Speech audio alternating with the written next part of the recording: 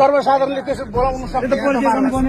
पुरा ख्याल गरिदिनुहोस् क्या। एउटा जिम्मेवारी मान्छेले कसैले बोल्दैछ चिन्नुहोस् उहाँको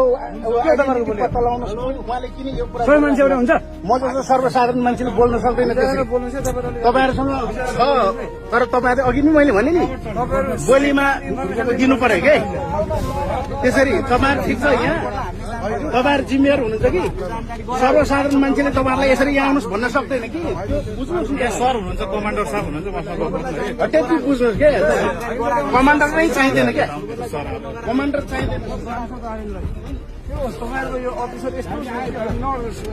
टाइममा इन्फर्मेसन दिन्छ न तपाईँको राम्रो रेस्पोन्स के हेर्नु त मैले त्यही त सोध्नु खोज्दैछु कति टाइम लाग्ने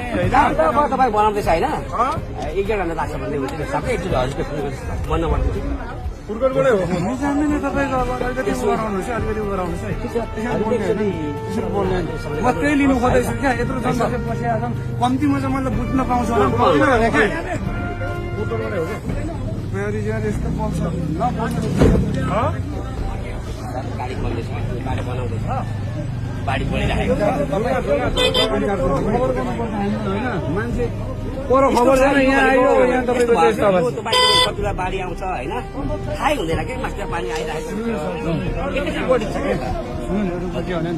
तपाईँले इन्फर्मेसन पब्लिकलाई सहिलाउन दिनुपर्छ क्या।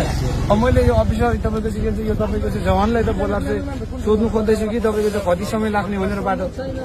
अर्को वैकल्पिक बाटो खोज्नु पर्ने सबै मान्छेहरू हुँदैन नि यहाँ बसेर हुन्छ त कोही बिरामी होला कोही के होला त्यो त माथिबाट छ त्यसबाट जाँदै मोटरसाइकल त तपाईँ टाइम लाग्छ राम्रोसँग सोध्नु खोज्छु यस्तो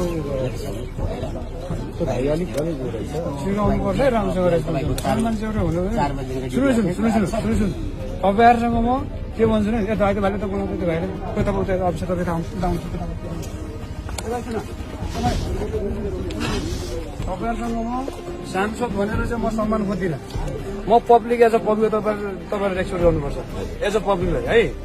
त्यो मान्ने छैन म जान्दिनँ तर कम्तीमा पब्लिकलाई तपाईँले इन्फर्मेसन दिनु तपाईँको काम हो राम्रोसँग रेस्पेक्ट तपाईँको काम हो तपाईँ उनीहरू गलत ढङ्गले बोलाएँ मैले के भन्नु बोलाएँ तपाईँले बोलाएँ भन्नु नि बोलाएँ सुन्नु न त्यसरी सबैजनाले यता बोला मैले त यहाँको बिच बाटो उभिएर मैले सबैलाई त्यसो नगर्नु म सुन्नुहोस् न म भित्र शीतलमा आनन्दले बसेको भए पो तपाईँले भन्न सक्दैन म त यहाँ बिचमा तातो घाममा उभिएर सबैलाई भनिराखेको छु नि त राम्रोसँग होइन